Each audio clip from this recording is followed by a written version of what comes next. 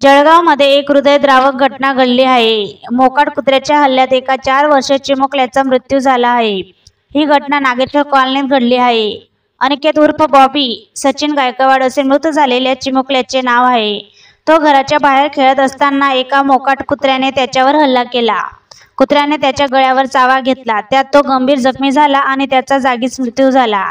काही लोकांनी बॉबीला कुत्र्याच्या तावडीतून सोडवण्याचा प्रयत्न केला, मात्र कुत्र्याने त्यांनाही चावा घेतला। बॉबीला तातडीने जिल्हा शासकीय रुग्णालयात दाखल करण्यात आले, मात्र डॉक्टरांनी तपासणी करून त्याला मृत घोषित केले। या घटनेमुळे गायकवाड कुटुंबियांना मोठा धक्का बसला आहे। महानगरपालिकेच्या प्रशासनाच्या दुर्लक्षामुळे शहरात मोकाट कुत्र्यांची दहशत वाढली आहे। प्रशासनाच्या निष्काळजीपणामुळेच हा बळी गेला असे नागरिकांचे म्हणणे आहे। एका लहान बालकाचा बळी गेल्याने याची जबाबदारी प्राणीमित्र घेणार का, असा प्रश्न नागरिक विचारत आहे। या दुर्घटनेमुळे परिसरात शोककळा पसरली आहे।